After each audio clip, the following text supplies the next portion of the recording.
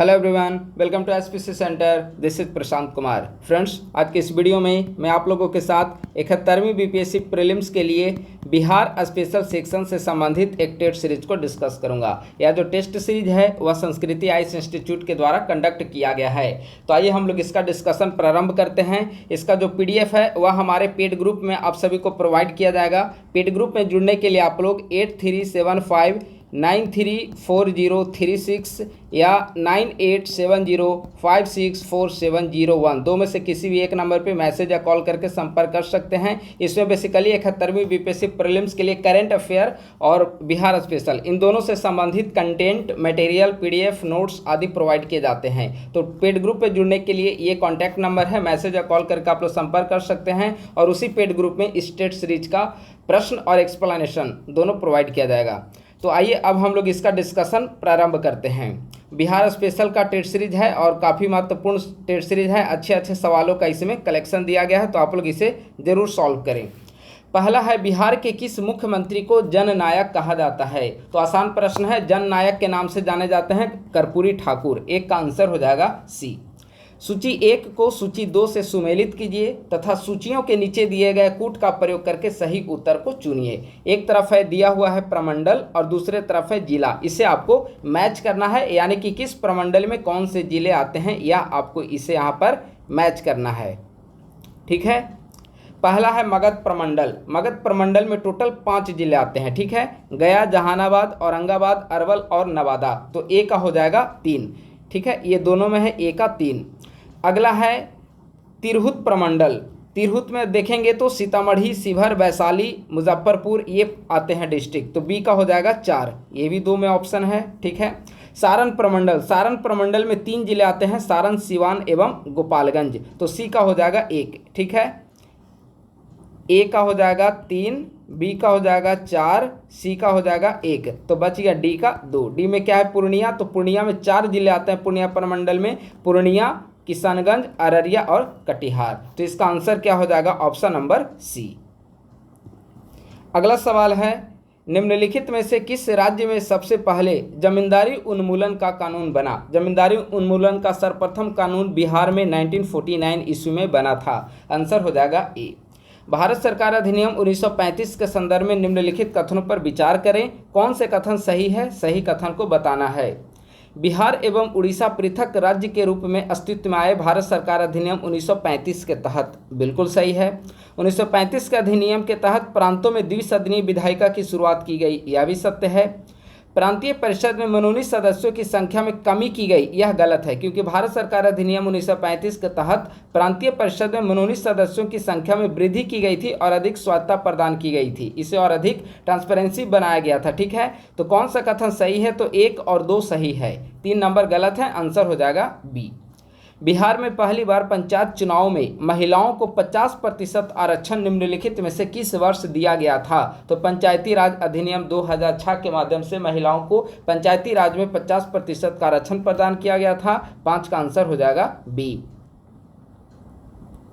निम्नलिखित में से किसे बिहार का प्रथम लोकायुक्त नियुक्त किया गया था? बिहार का प्रथम लोकायुक्त, देखिए बिहार में लोकायुक्त अधिनियम 1923 ईस्वी में आया है और लोकायुक्त अधिनियम के तहत बिहार में पहले लोकायुक्त वसुदेव सोहानी को बनाया गया था। 1973 ईस्वी से लेकर 1978 ईस्वी तक ये बिहार के लोकायुक्त के पद पर हैं और लोकायुक्त अधिनियम 1973 के अनुसार ये बिहार के प्रथम लोकायुक्त थे। 6 का आंसर हो जाएगा सी।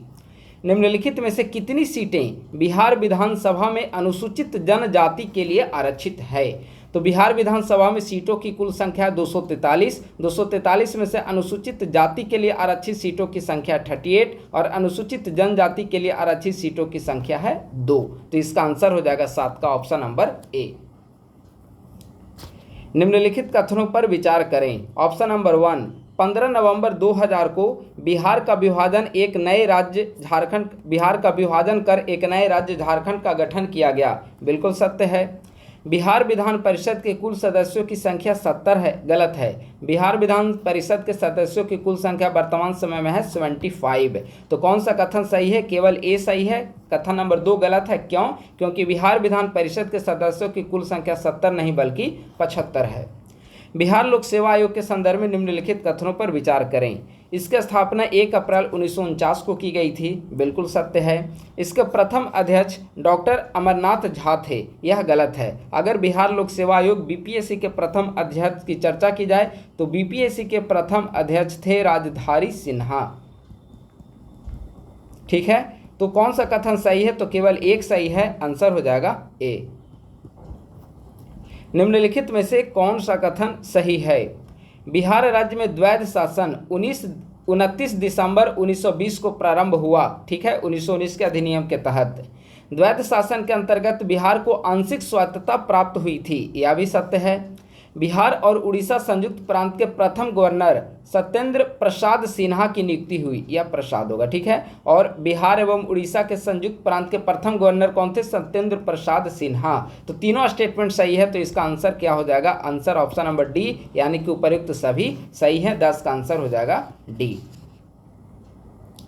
अगला सवाल है, कुशेश्वर पक्षी अभयारण्य बिहार के निम्नलिखित में से किस जिले में स्थित है? तो कुशेश्वर पक्षी अभयारण्य दरभंगा में स्थित है, आंसर हो जाएगा बी।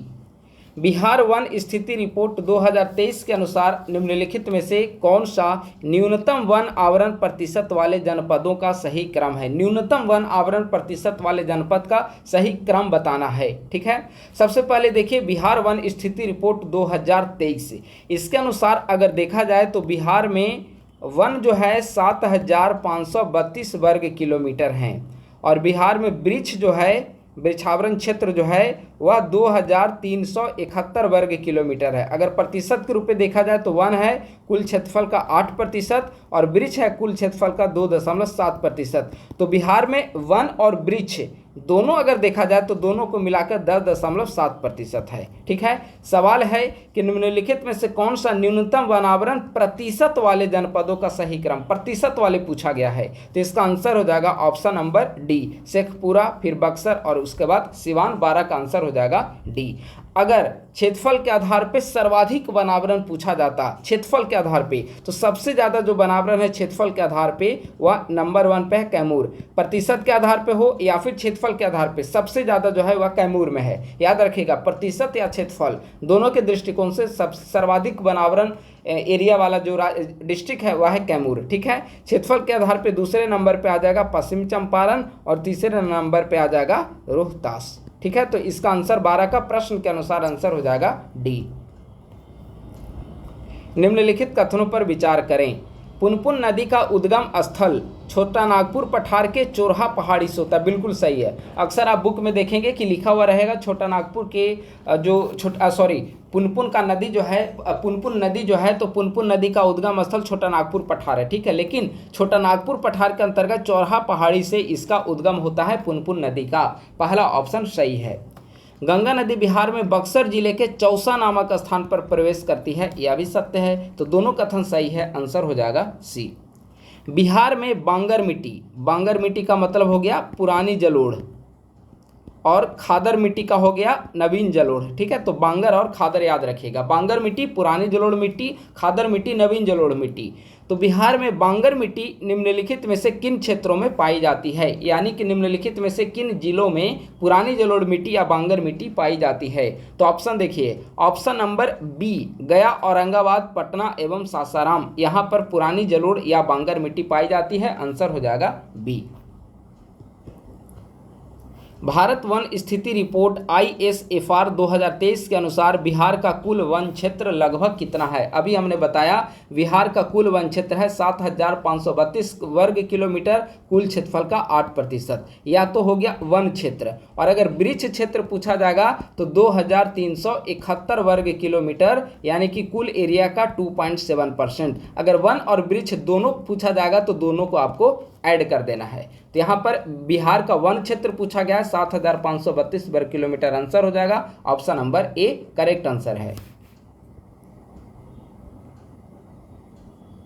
सूची 1 को सूची 2 से सुमेलित करना है। ठीक है, एक तरफ है अभयारण्य का नाम और दूसरा तरफ है अवस्थिति। आसान सवाल है। ठीक है, उदयपुर वन्यजीव अभयारण्य, उदयपुर पश्चिम चंपारण, ए का हो जाएगा 3। नागी नकटी कहाँ पर है? नागी डैम जमुई में, नागी नकटी जमुई, इसे रामसर साइट भी घोषित किया गया है, बी का हो जाएगा 4। कांवर झील बेगूसराय, सी का हो जाएगा 1, और विक्रमशिला गंगा डॉल्फिन भागलपुर, डी का हो जाएगा 2, यानी कि 3 4 1 2, 3 4 1 2, ऑप्शन नंबर सी 16 का आंसर हो जाएगा सी। बिहार के जमुई जिले में निम्नलिखित में से कौन सा खनिज पाया जाता है? आसान सवाल है। बिहार के जमुई जिले में सोना खनिज पाया जाता है। जमुई के सोनो प्रखंड में सोना पाया जाता है। 17 का आंसर हो जाएगा ऑप्शन नंबर ए। बिहार में गंगा के उत्तरी मैदान भाग में कांप, मिट्टी और बालू से निर्मित भाग को क्या कहा जाता है? उत्तरी मैदान में पूछा गया है, तो उत्तरी मैदान में जो कांप, मिट्टी और बालू से निर्मित एरिया होता है उसे दियारा कहा जाता है। तो इसका आंसर हो जाएगा ऑप्शन नंबर सी। बिहार के उत्तर पश्चिम में स्थित हरहा नदी की घाटी को क्या कहा जाता है? हरहा नदी की घाटी, जो हरहा नदी की घाटी है, आप ऊपर उत्तर पश्चिम एरिया का जब आप भूगोल पढ़ेंगे तो उसमें रामनगर दून और दून घाटी और सोमेश्वर श्रेणी ये होता है, ठीक है। तो जो हरहा नदी की घाटी है वही है दून घाटी, ठीक है। दून घाटी रामनगर दून और सोमेश्वर श्रेणी के बीच में पाया जाता है, बीच में अवस्थित है, ठीक है। तो बिहार के उत्तर पश्चिम में स्थित हरहा नदी की घाटी को क्या कहा जाता है? दून घाटी कहा जाता है। 19 का आंसर हो जाएगा ऑप्शन नंबर बी। बिहार के प्रमुख उद्योग एवं संबंधित स्थान के संदर्भ में सूची 1 को सूची 2 से सुमेलित करिए। एक तरफ है उद्योग और दूसरा तरफ है स्थान, ठीक है। हथकरघा उद्योग आसान है। हथकरघा उद्योग कहाँ पे? भागलपुर में, ए का हो जाएगा 2। सीमेंट भी आसान है, बंजारी रोहतास, ठीक है। सी का हो जाएगा 4, इसी से मिल जाएगा। ए का 2, सी का 4, ए का 2, सी का 4, यानी कि ऑप्शन नंबर इसका होना चाहिए बी करेक्ट, ठीक है। अब 2 बच गए। हथकरघा उद्योग भागलपुर, ठीक है। बांस आधारित उद्योग मधेपुरा, सीमेंट उद्योग बंजारी और दिया सलाई उद्योग कटिहार, यानी कि इसका करेक्ट आंसर हो जाएगा 20 का बी। यहाँ पे आसान सवाल दिया हुआ है, ठीक है। अगर आप लोग सिलेबस को कंप्लीट कर चुके होंगे बिहार स्पेशल, तो इसे सॉल्व करने में काफ़ी अच्छा फील हो रहा होगा। निम्नलिखित कथनों पर विचार करें, उपर्युक्त में से कौन सा कथन सही है? उत्तर पूर्वी बिहार में चाय का उत्पादन किशनगंज और पूर्णिया में किया जाता है। बिल्कुल सही है। चाय का सर्वाधिक उत्पादन जो है किशनगंज में किया जाता है, और इसीलिए किशनगंज को बिहार का दार्जिलिंग भी कहा जाता है, ठीक है, क्योंकि दार्जिलिंग असम में काफ़ी ज़्यादा यहाँ पे चाय का उत्पादन होता है, ठीक है। तो बिहार का दार्जिलिंग किसे कहा जाता है? किशनगंज को, क्योंकि वहाँ पर चाय का अधिक उत्पादन किया जाता है। ऑप्शन नंबर 1 करेक्ट है। बिहार में तंबाकू का उत्पादन मुख्य रूप से गंडक नदी की घाटी में किया जाता है, यह भी सही है। गंडक नदी की घाटी कहने का मतलब हो गया समस्तीपुर, वैशाली, दरभंगा, यह जो बेल्ट हो गया, यहाँ पे तंबाकू का सर्वाधिक उत्पादन, मुख्य रूप से तंबाकू का उत्पादन यही गंडक नदी की घाटी में किया जाता है। तो दोनों ऑप्शन सही है, आंसर हो जाएगा सी। 2011 की जनगणना के अनुसार भारत की कुल जनसंख्या में बिहार की जनसंख्या का प्रतिशत निम्नलिखित में से कितना है? तो भारत की कुल जनसंख्या में बिहार की जनसंख्या का प्रतिशत है 8.6%। 22 का आंसर हो जाएगा ऑप्शन नंबर ए। वर्ष 2011 की जनगणना के संदर्भ में निम्नलिखित कथनों पर विचार करें। जनसंख्या घनत्व के संदर्भ में बिहार का भारत के राज्यों में प्रथम स्थान है, बिल्कुल सही है। और बिहार का जनसंख्या घनत्व है 1106, जो कि सभी राज्यों में पहला है। बिहार के रोहतास जिले की साक्षरता दर राष्ट्रीय साक्षरता दर से अधिक है, बिल्कुल सही है। कैसे अधिक है? तो रोहतास जिले की साक्षरता दर 73.37% है, और राष्ट्रीय साक्षरता दर देखा जाए तो 73% है। तो स्वाभाविक है कि इससे ज़्यादा है, यानी बिहार के रोहतास जिले की साक्षरता दर राष्ट्रीय औसत से अधिक है। तो दोनों ऑप्शन सही है, इसका आंसर हो जाएगा ऑप्शन नंबर सी।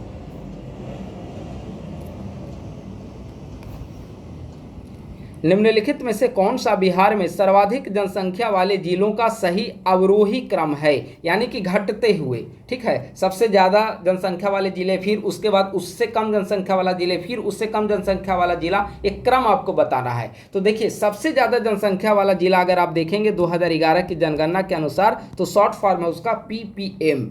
PPM का मतलब हो गया P for Patna, P for Paschim Champaran और M फॉर मुजफ्फरपुर, ठीक है। ये 3 है सर्वाधिक सर्वाधिक 3 जिला जो है जहाँ पे सर्वाधिक आबादी है। ठीक है, तो बिहार में सर्वाधिक जनसंख्या वाले जिलों का सही अवरोही क्रम बताना है। तो इसका ऑप्शन नंबर डी में आइए। पटना तो नहीं दिया हुआ है, लेकिन दूसरा नंबर पे और तीसरा नंबर वाला डिस्ट्रिक्ट दिया हुआ है। अक्सर आप ऑप्शन में देखेंगे कहीं सर्वाधिक लिंगानुपात पूछा या फिर आबादी पूछ रहा हो या फिर जनघनत्व तो पूछ रहा हो, तो उसमें पहला सबसे ज़्यादा वाले ऑप्शन ना देकर दूसरे नंबर और थर्ड नंबर का भी ऑप्शन दिया रहता है। ठीक है, तो इसका पूर्वी चंपारण, सॉरी ये जो हमने पीपीएम बताया था पटना पूर्वी चंपारण होगा।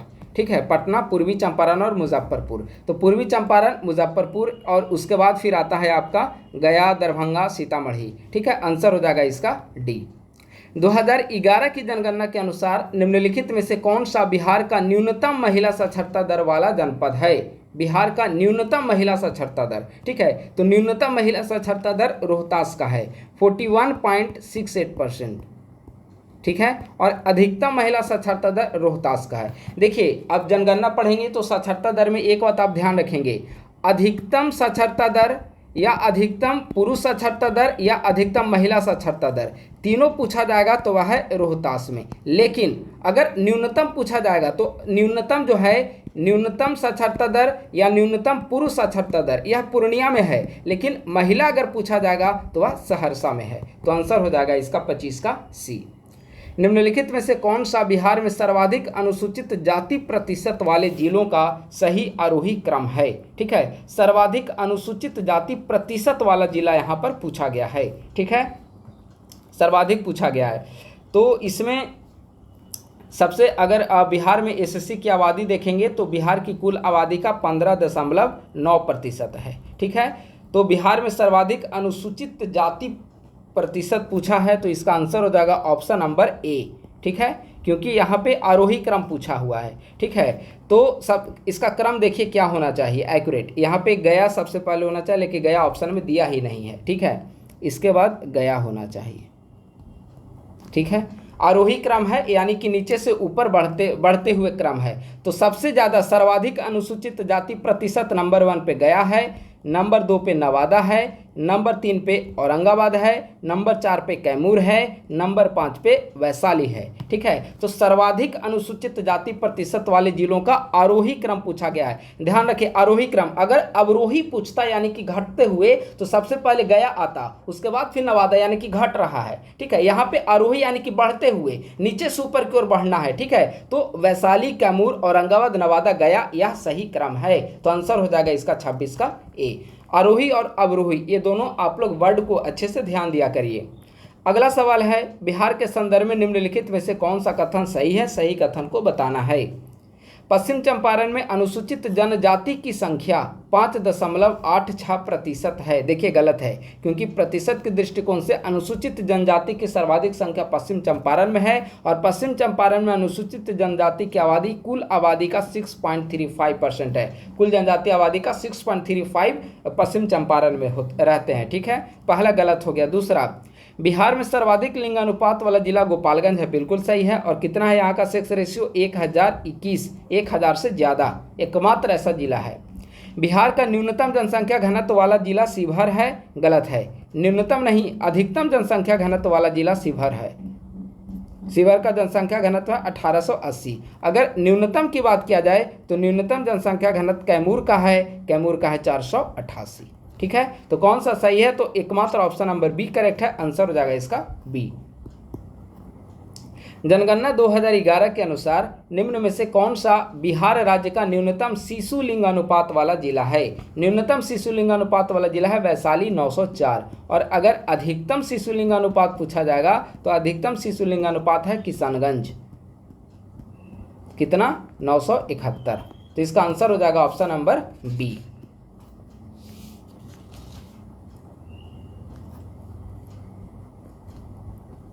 दो 2011 की जनगणना के अनुसार निम्नलिखित में से कौन सा बिहार का न्यूनतम नगरीकरण प्रतिशत वाला जनपद है? न्यूनतम नगरीकरण प्रतिशत। ठीक है, 2011 की जनगणना के अनुसार देखेंगे तो बिहार में 88.7% आबादी गांव में रहती थी और 11.3% आबादी शहरी क्षेत्र में निवास करती है 2011 की जनगणना के अनुसार। फिर आगे जाकर जब इकोनॉमिक सर्वे आया तो यह आबादी बढ़कर 15.3% हो गया था। लेकिन यहाँ पे 2011 की जनगणना से सवाल पूछा हुआ है, ठीक है। तो बिहार का न्यूनतम नगरीकरण वाला जनपद पूछा हुआ है, तो न्यूनतम नगरीकरण वाला जनपद है शिवहर, और अगर अधिकतम नगरीकरण वाला जनपद पूछा जाता तो स्वाभाविक है आंसर क्या होता, पटना, ठीक है। 2011 की जनगणना के अनुसार बिहार की कुल जनसंख्या में महिलाओं की संख्या निम्नलिखित में से कितनी है। 2011 की जनगणना के अनुसार बिहार की कुल आबादी है 10,40,00,000 10,40,99,952 ऐसा कुछ है, ठीक है। यानी कि ओवरऑल इसे देखिए तो कुल आबादी है 10.40 करोड़ बिहार की। यहाँ पे पूछा हुआ है महिलाओं की संख्या, तो पुरुषों की संख्या है 5.42 करोड़ और महिलाओं की जनसंख्या है 4.98 करोड़। टोटल जनसंख्या 10.40 करोड़, ठीक है। तो आप देखिए फीमेल का है 4.98, यानी कि इसका आंसर हो जाएगा ऑप्शन नंबर डी। कुल आबादी है 10.40 करोड़, मेल है 5.42 करोड़ यानी कि 5,42,00,000 के आसपास, और फीमेल है 4.98 करोड़ यानी कि 4,98,00,000 के आसपास। आंसर हो जाएगा डी। 2011 की जनगणना के अनुसार निम्नलिखित में से कौन सा बिहार का न्यूनतम लिंगानुपात वाला जनपद है। बिहार का न्यूनतम लिंगानुपात वाला जनपद, तो न्यूनतम लिंगानुपात वाला जनपद है मुंगेर, इसका लिंगानुपात है 876। अधिकतम लिंगानुपात वाला जनपद कौन सा है, गोपालगंज, गोपालगंज का लिंगानुपात है 1021, ठीक है। तो इसका आंसर हो जाएगा ऑप्शन नंबर बी। अब यहाँ पे मैथ का सवाल है, ठीक है। 40 नंबर तक 41 भी मैथ्स का सवाल है, 42 करंट अफेयर का सवाल है। हाल ही में सांख्यिकी और कार्यक्रम कार्यान्वयन मंत्रालय के द्वारा सकल घरेलू उत्पाद जीडीपी के लिए नया आधार वर्ष क्या घोषित किया गया है, जो फरवरी 2026 से लागू है। यानी कि जीडीपी के लिए नया आधार वर्ष, अभी जीडीपी के लिए आधार वर्ष है 2011-12, तो 2011-12 के स्थान पर नया आधार वर्ष 2022-23 को घोषित किया गया है, या फरवरी 2026 से लागू होगा। 42 का आंसर हो जाएगा ऑप्शन नंबर डी। हाल ही में आरबीआई ने छोटे वित्त बैंकों के लिए प्राथमिकता क्षेत्र ऋण लक्ष्य को वित्तीय वर्ष 25-26 से 75% से घटाकर कितना प्रतिशत कर दिया है। तो 75% से घटाकर 60% कर दिया गया है।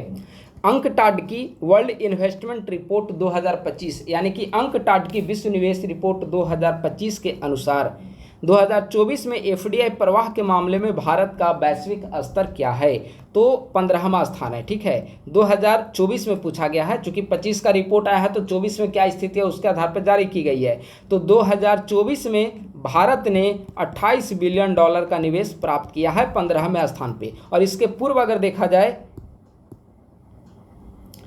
इसके पूर्व में आप देखेंगे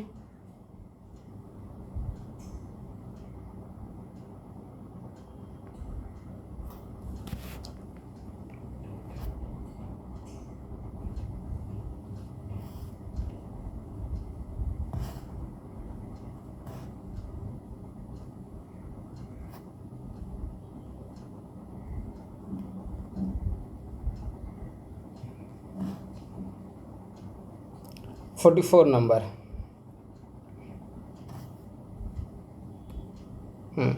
तो 2024 में एफडीआई प्रवाह पूछा गया है, तो 15वां इसका आंसर हो जाएगा। इसके पूर्व 2023 में 16वां स्थान था, ठीक है।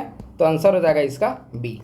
अगला सवाल है, हाल ही में उस्ताद गुलाम नबी शाह का निधन हो गया, वे निम्नलिखित में से किस लोक संगीत से संबंधित थे। उस्ताद गुलाम नबी शाह ये संबंधित थे कश्मीरी लोक संगीत से। 45 का आंसर हो जाएगा बी। अगला सवाल है 46 नंबर,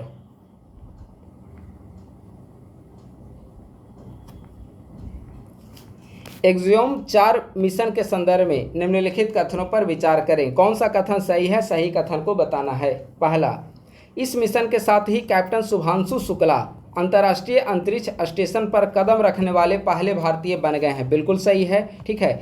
आईएसएस पे कदम रखने वाले पहले, अंतरिक्ष में पूछा जाएगा तो पहले है राकेश शर्मा और दूसरे हैं शुभांशु शुक्ला, लेकिन पूछा गया है कि आईएसएस अंतर्राष्ट्रीय अंतरिक्ष स्टेशन पर कदम रखने वाले पहले भारतीय बने शुभांशु शुक्ला, करेक्ट है। दूसरा, यह मिशन 20 दिनों तक आईएसएस अंतर्राष्ट्रीय अंतरिक्ष स्टेशन पर वैज्ञानिक प्रयोगों पर केंद्रित था। गलत है, 20 दिन नहीं 14 दिन तक इन्होंने अंतरिक्ष में आईएसएस पर निवास किया, ठीक है। तो पहला सही है, दूसरा गलत है, आंसर हो जाएगा ए।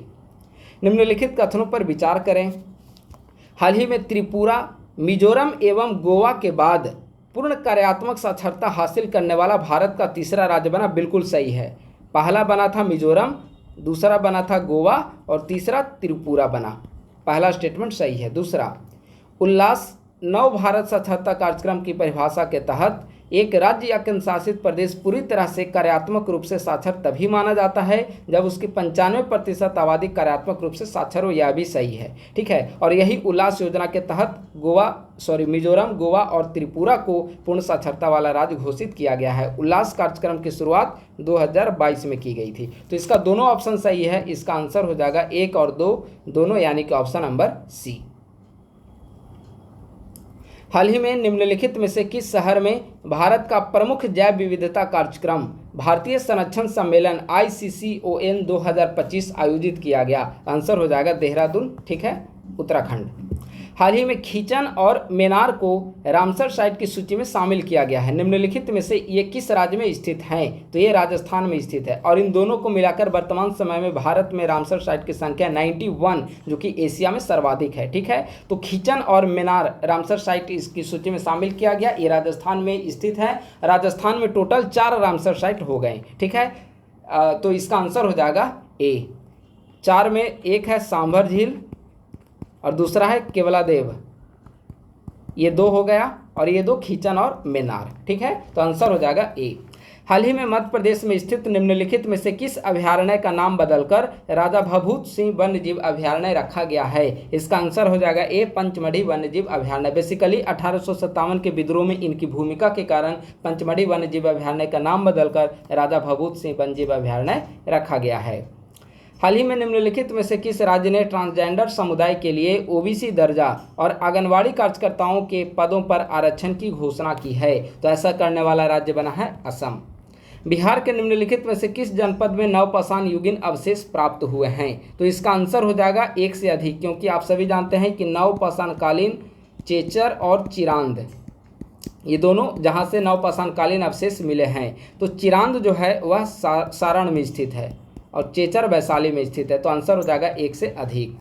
चतुर्थ बौद्ध संगीति जिसकी अध्यक्षता वसुमित्र ने की थी, किस स्थल पे आयोजित किया गया था? देखिए 4 बौद्ध संगीति आयोजित हुए हैं। उनमें क्रम जो मैं बता दे रहा हूँ, पहला जो हुआ है राजगीर, दूसरा वैशाली,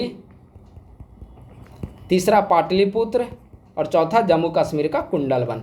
पहला, दूसरा, तीसरा, चौथा। तो इसका 53 का आंसर हो जाएगा ऑप्शन नंबर सी। अगला 54 नंबर सवाल है, निम्नलिखित कथनों पर विचार करें। ठीक है। मिथिला में कर्नाट वंश की स्थापना नान्यदेव ने की थी। बिल्कुल सही है। कब स्थापना की गई थी? 1097 ईस्वी में, 11वीं शताब्दी। ठीक है। महेश ठाकुर के द्वारा संस्थापित वंश दरभंगा वंश के नाम से जाना जाता है। सत्य है। द्वितीय बौद्ध संगीति का आयोजन बोधगया में हुआ था। गलत है। अभी हमने तुरंत बताया था, राजगीर, वैशाली, पाटलिपुत्र, जम्मू कश्मीर का कुंडलवन, ये चारों बौद्ध संगीति का क्रम है। तो दूसरा जो है वह कहाँ पर हुआ था? वैशाली में। ठीक है। तो 1 और 2 सत्य है, तीसरा गलत है। आंसर हो जाएगा ए।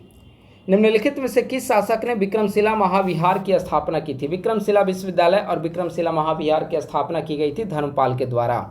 निम्न में से कौन सा सूफी संप्रदाय बिहार में सबसे पहले आया था? तो बिहार में सबसे पहले आया था ख्वाजा मोइनुद्दीन चिश्ती का जो सूफी संप्रदाय है, चिश्ती संप्रदाय, 12वीं सदी में। ठीक है। आंसर हो जाएगा इसका सी। अकबर ने 1575 में बिहार के क्षेत्र पर आक्रमण किया था। उस समय बिहार का शासक कौन था? देखिए उस समय बिहार का शासक था दाऊद खां कर्रानी, या अफगान का अंतिम महत्वपूर्ण शासक माना जाता है, क्योंकि आप देखेंगे कि कई सारे अफगान शासकों ने अकबर के प्रति नरम भाव दिखाया था, लेकिन जैसे ही दाऊद खां कर्रानी शासक बना, अकबर से दुश्मनी मोल ले लिया। अब बदले में अकबर ने इस पर आक्रमण कर दिया। 1575 ईस्वी में दाऊद खां कर्रानी वंश का शासक था। ठीक है। अफगानों का अंतिम महत्वपूर्ण शासक दाऊद खां कर्रानी, और इसके बाद बिहार पर कब्जा हो जाता है अकबर का। तो 57 का आंसर हो जाएगा डी। शेरशाह सूरी निम्नलिखित में से किस किले का निर्माण करवाया गया था शेरशाह सूरी के द्वारा? तो रोहतासगढ़ का किला सासाराम में अवस्थित है, इसका निर्माण किया गया था शेरशाह सूरी के द्वारा। आंसर हो जाएगा बी। निम्नलिखित में से किसने पटना गोल घर का निर्माण करवाया था? पटना गोल घर का निर्माण 1786 ईस्वी में अकाल से बचने के लिए अनाज भंडारण के लिए कैप्टन जॉन गार्स्टिन के द्वारा पटना गोलघर का निर्माण किया गया था। तो आंसर हो जाएगा इसका बी। निम्नलिखित में से कौन सा बिहार से प्रकाशित प्रथम उर्दू समाचार पत्र था? बिहार से प्रकाशित प्रथम उर्दू समाचार पत्र, तो नूर उल अनवार, इसका आंसर हो जाएगा सी।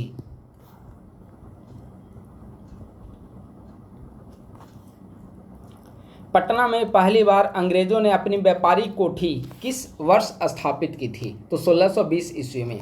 निम्न में से कौन भारतीय राष्ट्रीय कांग्रेस के गया अधिवेशन 1992 के अध्यक्ष थे? गया अधिवेशन 1992 नहीं, 1922 के अध्यक्ष थे। ठीक है, तो इंडियन नेशनल कांग्रेस के गया अधिवेशन जिसका आयोजन 1922 में किया गया था, उसके अध्यक्ष कौन थे? चित्तरंजन दास उसके अध्यक्ष थे। चित्तरंजन दास को बंगाल का टाइगर भी कहा जाता है। आंसर हो जाएगा इसका बी।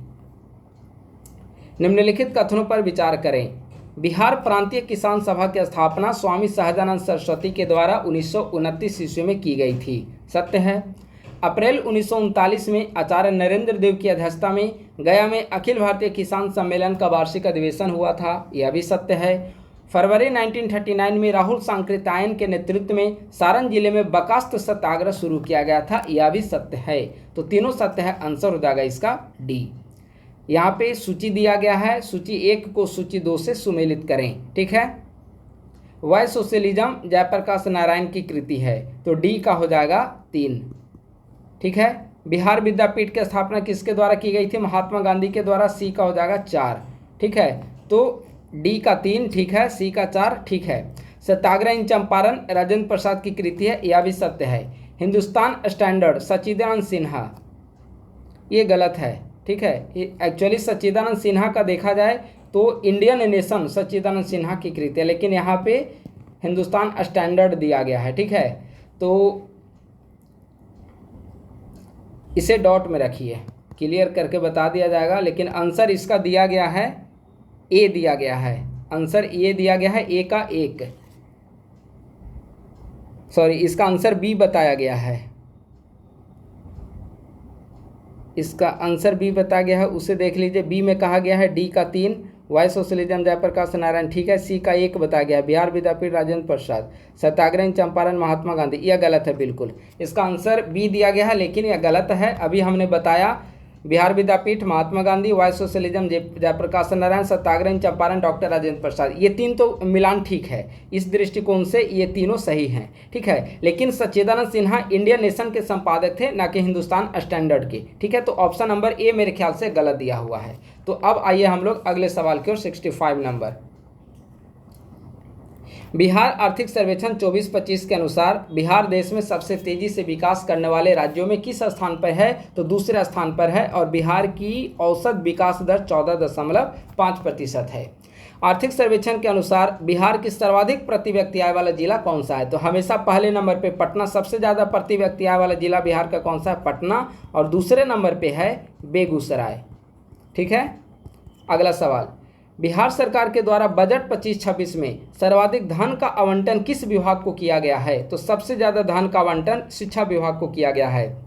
कुल बजट का 19.4% शिक्षा विभाग से संबंधित आवंटित किया गया है। और अगर इसे रुपया के दृष्टिकोण से देखा जाए तो 60,974 करोड़ यह शिक्षा विभाग को आवंटित किया गया है। तो आंसर हो जाएगा इसका बी। बिहार राज्य प्रवासी मजदूर दुर्घटना अनुदान योजना के संदर्भ में निम्नलिखित कथनों पर विचार करें। इसके अंतर्गत 18 से 65 वर्ष आयु वर्ग के असंगठित क्षेत्र में कार्य करने वाले प्रवासी श्रमिक शामिल हैं। बिल्कुल सत्य है। इस योजना के अंतर्गत दुर्घटना में मृत्यु होने पर 1 लाख का अनुदान दिया जाता है, यह भी सत्य है। तो दोनों कथन सत्य हैं। आंसर हो जाएगा सी। बिहार सरकार ने बिहार राज्य पथ परिवहन निगम की नौकरियों में महिलाओं को कितने प्रतिशत आरक्षण देने की घोषणा की है? तो हाल ही में 33% आरक्षण देने की घोषणा की है। आंसर हो जाएगा सी। सड़क घनत्व के मामले में बिहार का देश में कौन सा स्थान है? तो बिहार में अगर आप सड़क घनत्व देखेंगे तो 1000 स्क्वायर किलोमीटर में 3167 किलोमीटर बिहार में सड़क घनत्व है, और देश में तीसरा स्थान पर आता है सड़क घनत्व के दृष्टिकोण से। पहले नंबर पर संभवतः केरल है। 70 का आंसर हो जाएगा सी। बिहार आर्थिक सर्वेक्षण 24-25 के अनुसार निम्नलिखित में से कौन सा सर्वाधिक चावल उत्पादन करने वाले जनपद का क्रम है? सर्वाधिक चावल उत्पादन करने वाला जिला, ठीक है, नंबर 1, नंबर 2, नंबर 3 इस क्रम में, ठीक है। तो देखिए सबसे ज़्यादा चावल हो या गेहूं हो, दोनों का उत्पादन सबसे ज़्यादा किया जाता है रोहतास में। तो पहले नंबर पे तो रोहतास आएगा, यह सत्य है। तो दूसरा नंबर पे चावल उत्पादन में औरंगाबाद है और तीसरे नंबर पे कैमूर है। तो इसका आंसर हो जाएगा डी। और एक बात आप लोग ध्यान रखेंगे, बिहार में चावल का कटोरा रोहतास को कहा जाता है, ठीक है, चावल का कटोरा रोहतास को, आंसर हो जाएगा डी। वित्त वर्ष 25-26 में बिहार सरकार का राजकोषीय घाटा सकल घरेलू राज्य उत्पाद का कितना प्रतिशत अनुमानित है? तो हमने बजट इकोनॉमी सर्वे सारा डिस्कस किया है, 2.98%। अगर राशि में देखा जाए तो 32,718 करोड़ इस बार का राजकोषीय घाटा अनुमानित है, 2.98%। बजट 25-26 में घोषित गुड़ उत्पाद उत्कृष्टता केंद्र की स्थापना निम्नलिखित में से किस जनपद में की जाएगी? गुड़ उत्कृष्टता केंद्र, तो गुड़ उत्कृष्टता केंद्र की स्थापना समस्तीपुर में की जाएगी, संभवतः 2027 ईस्वी तक। आंसर हो जाएगा बी। मौसम की बेहतर निगरानी के लिए hybrid Doppler weather radar network को पहले चरण में किस जिले में लागू किया जाएगा? इसकी भी घोषणा बिहार बजट में की गई थी और पहले चरण में पश्चिम चंपारण और भागलपुर में पहले चरण में इसे लागू किए जाने का निर्णय लिया गया है। 74 का आंसर हो जाएगा ए। वर्ष 2001 से 11 के मध्य बिहार के निम्नलिखित में से किस जनपद की दशकीय वृद्धि दर सर्वाधिक थी? बहुत आसान प्रश्न है। 2011 की जनगणना के अनुसार सबसे ज़्यादा जो दशकीय जनसंख्या वृद्धि देखने को मिला मधेपुरा में। मधेपुरा में दशकीय जनसंख्या वृद्धि 31.12% रहा है 2011 की जनगणना के अनुसार, ठीक है। तो आंसर हो जाएगा इसका ए। 2011 की जनगणना के अनुसार भारत में अनुसूचित जाति की जनसंख्या के संदर्भ में बिहार का कौन सा स्थान है? एससी आबादी के दृष्टिकोण से तो सबसे ज़्यादा एससी की आबादी उत्तर प्रदेश में है और दूसरे नंबर पे बंगाल में है। या प्रतिशत के दृष्टिकोण से नहीं, आबादी के दृष्टिकोण से पहले नंबर पे यूपी, दूसरे नंबर पे बंगाल और तीसरे नंबर पे बिहार आता है। 76 का आंसर हो जाएगा बी। 2011 की जनगणना के अनुसार निम्नलिखित में से कौन सा बिहार में लिंगानुपात के संदर्भ में सही है? ठीक है, तो देखिए 2001 में बिहार का लिंगानुपात 1000 पुरुषों पर 919 महिलाएं और 2011 में घटकर हो जाता है 918। तो 1000 पुरुषों पर 918 महिलाएं, तो इसका आंसर हो जाएगा 77 का सी।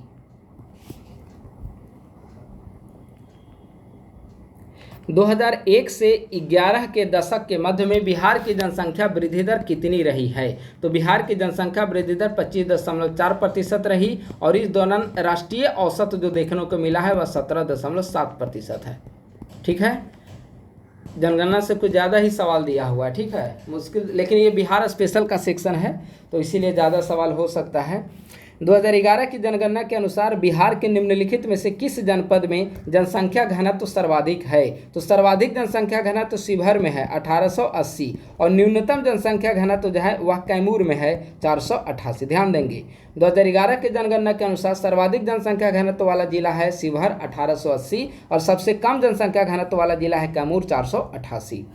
2011 की जनगणना के अनुसार बिहार में निम्नलिखित में से कितने प्रतिशत ग्रामीण जनसंख्या निवास करती है? अभी हमने ऊपर बताया था कि ग्रामीण जनसंख्या 88.7% आबादी गाँव में और 11.3% आबादी शहरों में निवास करती है। तो आंसर हो जाएगा इसका सी। 2011 की जनगणना के अनुसार भारत में जनसंख्या के संदर्भ में बिहार का निम्नलिखित में से कौन सा स्थान है? जनसंख्या के संदर्भ में, तो जनसंख्या के संदर्भ में पहले नंबर पे आता है उत्तर प्रदेश, दूसरे नंबर पे आता है महाराष्ट्र और तीसरे नंबर पे आता है हमारा बिहार। तो इसका आंसर हो जाएगा तीसरा। 2011 की जनगणना के अनुसार बिहार में अनुसूचित जनजाति का लिंगानुपात 958 है। बिल्कुल सही है, इसके पूर्व में 929 था। जनसंख्या के संदर्भ में बिहार की सबसे बड़ी अनुसूचित जनजाति संथाल है, यह भी सही है। कुल जनजातीय आबादी का लगभग 48% आबादी संथालों की है बिहार में, तो दोनों सही है, आंसर हो जाएगा इसका सी। 2011 की जनगणना के अनुसार बिहार के निम्नलिखित में से किस जिले में जनसंख्या सबसे ज़्यादा है? तो अभी हमने बताया PPM पटना पहले नंबर पर आएगा, तो आंसर हो जाएगा डी। बिहार के किस जनपद का लिंगानुपात राज्य के औसत लिंगानुपात के समान है। अब सवाल है कि राज्य का औसत लिंगानुपात कितना है, तो 918। तो बिहार के किस जिले का लिंगानुपात 918 है, यानी कि राज्य के औसत लिंगानुपात के बराबर है। काफ़ी महत्वपूर्ण सवाल है और ट्रिकी सवाल है। आंसर हो जाएगा इसका रोहतास। 85 नंबर से रीजनिंग स्टार्ट होता है। ठीक है, रीजनिंग 10 सवाल पूछा जाता है, लेकिन यहाँ पे टोटल मेरे ख्याल से 30 सवाल दिया गया है रीजनिंग का। ठीक है, अब आइए 95 से। हाल ही में अंतर्राष्ट्रीय परमाणु ऊर्जा एजेंसी के द्वारा परमाणु आपातकालीन अभ्यास कॉन्व एक्सरसाइज 3 2025 का आयोजन कहाँ पे किया गया, तो इसका आयोजन रोमानिया में किया गया है और अब तक का सबसे बड़ा परमाणु आपातकालीन अभ्यास था। आंसर हो जाएगा सी।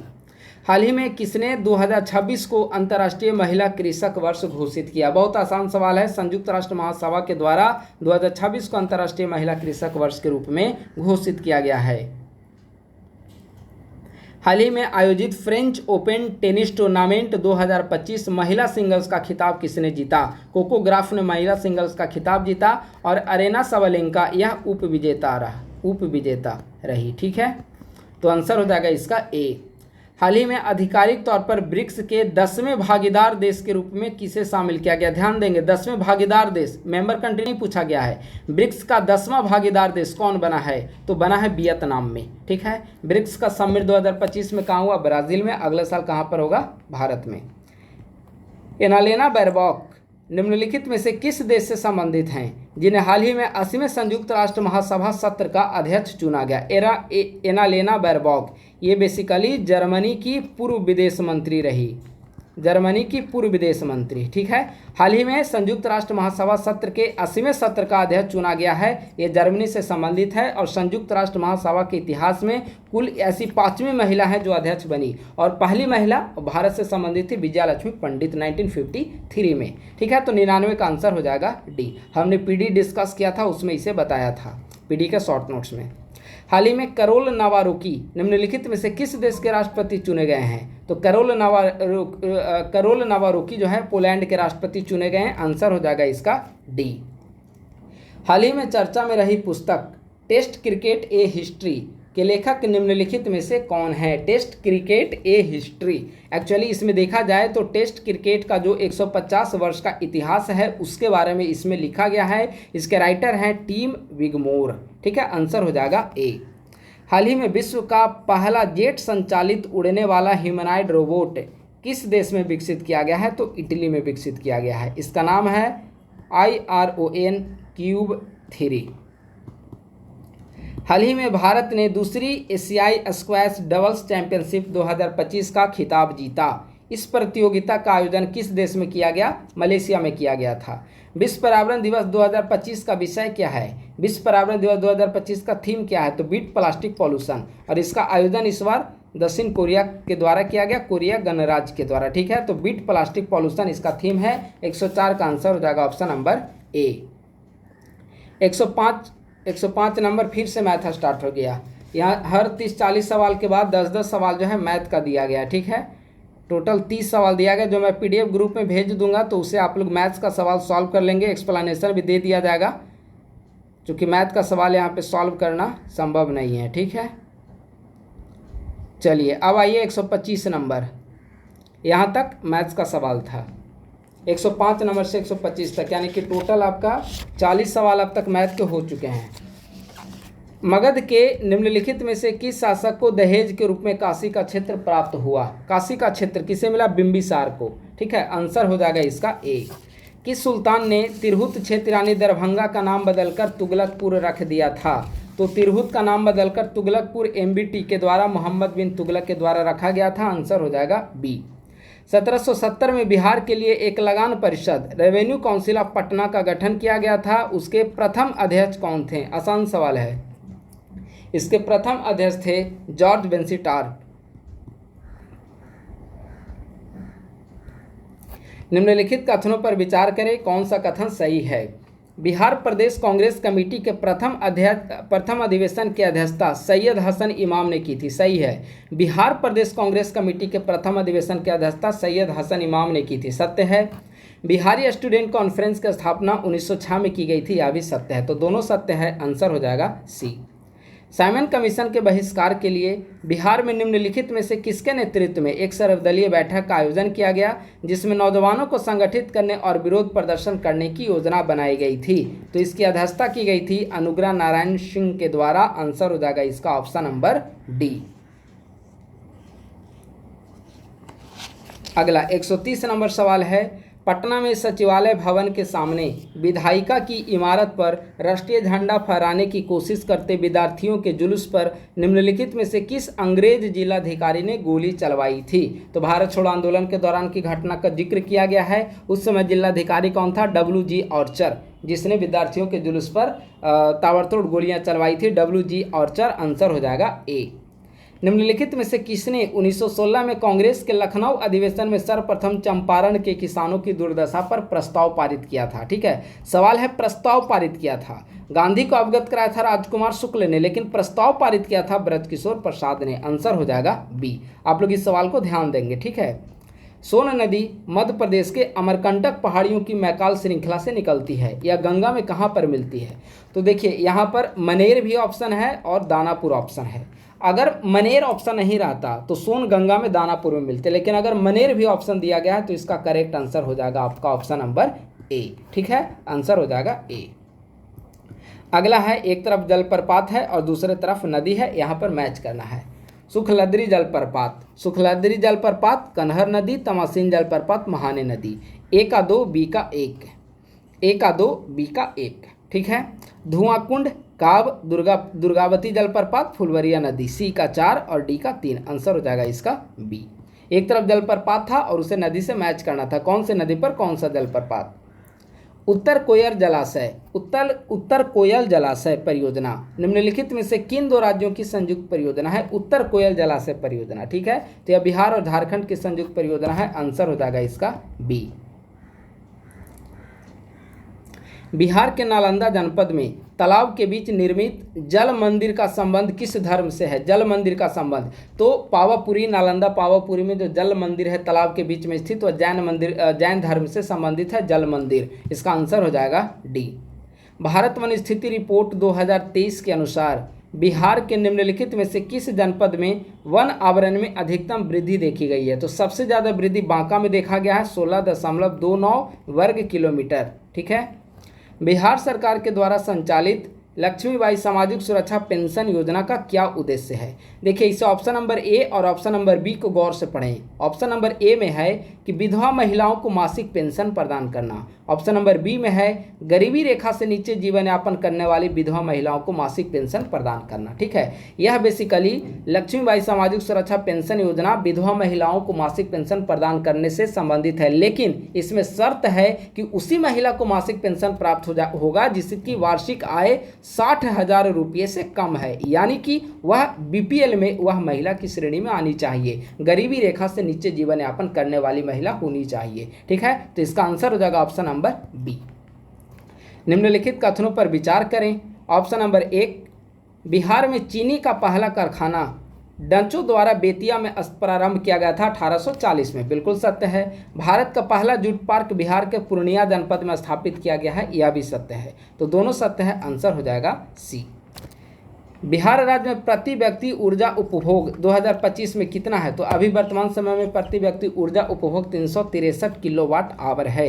इसका आंसर हो जाएगा ऑप्शन नंबर बी। डगमारा जल विद्युत परियोजना, आसान सवाल है। डगमारा जल विद्युत परियोजना कहाँ पर है? कोसी नदी। इसकी क्षमता है 130 मेगावाट। ठीक है, कोसी नदी पर स्थित है डगमारा जल विद्युत परियोजना, सुपौल में।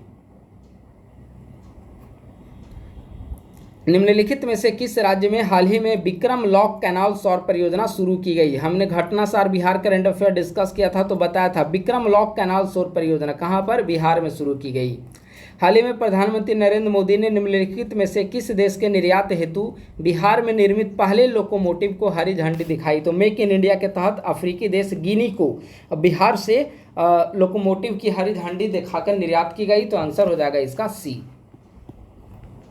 हाल ही में केंद्रीय ऊर्जा मंत्री ने भारत के नए लघु मॉडुलर रिएक्टर SMR मिशन के तहत निम्नलिखित में से किस राज्य का पहला परमाणु ऊर्जा संयंत्र स्थापित करने की घोषणा की गई है? तो केंद्रीय ऊर्जा मंत्री के द्वारा बिहार में भी एक स्मॉल मॉडुलर रिएक्टर स्थापित किया जाएगा। एक छोटा सा परमाणु ऊर्जा संयंत्र यहाँ पे स्थापित की जाएगी। ठीक है, एक्चुअली देखा जाए तो 25-26 के बजट में सरकार के द्वारा इसकी घोषणा की गई है और 2047 तक 100 गीगावाट परमाणु ऊर्जा क्षमता प्राप्त करने का लक्ष्य रखा गया है और इसके लिए स्मॉल मॉडुलर रिएक्टर स्थापित किए जाएंगे। इसके तहत परमाणु ऊर्जा संयंत्र स्थापित किया जाएगा, जिसमें से एक परमाणु ऊर्जा संयंत्र बिहार में भी स्थापित किया जाएगा। अब यह कंफर्म नहीं हो पाया है, कहीं मिलता है नवादा में तो कहीं बांका में। एक्चुअली बिहार सरकार के द्वारा अभी से कंफर्म नहीं किया गया है, केस स्टडी पे अध्ययन किया जा रहा है ऑफिसर्स की टीम के द्वारा। तो जब कंफर्म हो जाएगा तो क्लियर हो जाएगा, लेकिन यह कंफर्म है कि बिहार में एक परमाणु ऊर्जा संयंत्र की स्थापना की जाएगी।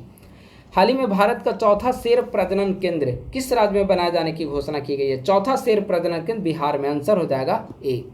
हाल ही में बिहार राज्य के द्वारा शुरू की गई सुरक्षित शनिवार योजना का मुख्य उद्देश्य क्या है? तो सुरक्षित शनिवार योजना का मुख्य उद्देश्य है बच्चों को आपदा प्रबंधन और सुरक्षा के बारे में जागरूक करना, आंसर हो जाएगा इसका बी।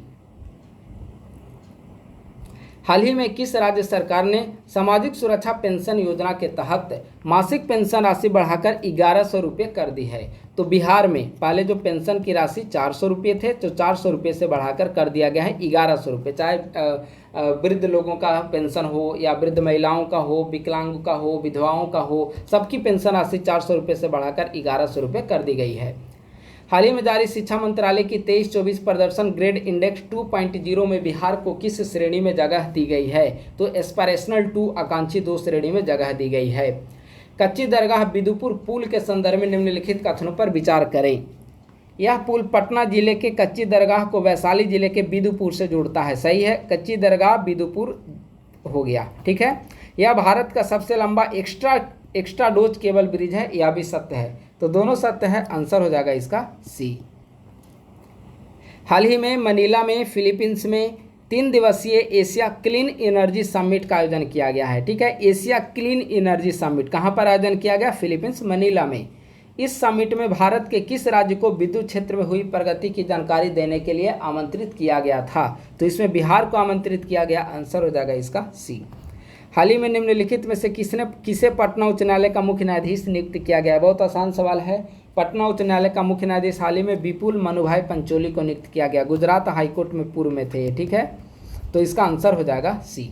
तो दोस्तों इस प्रकार से आज Sanskriti IAS Bihar special TET series का पूरा 150 सवाल का डिस्कशन यहाँ पे समाप्त हुआ। इसका जो PDF है वह हमारे करेंट अफेयर पेड बैच में दे दिया जाएगा। अगर आप लोग करेंट अफेयर पेड बैच या प्रतियोगिता दर्पण शॉर्ट नोट्स आदि को परचेज करना चाहते हैं तो 8375934036 या 9870564701 पे आप लोग मैसेज या कॉल करके संपर्क कर सकते हैं। अगर आप लोग नए हैं तो हमारे यूट्यूब चैनल को सब्सक्राइब कर लें और हमारे टेलीग्राम ग्रुप @IASPC सेंटर को भी ज्वाइन कर लें। थैंक यू सो मच, बहुत बहुत धन्यवाद।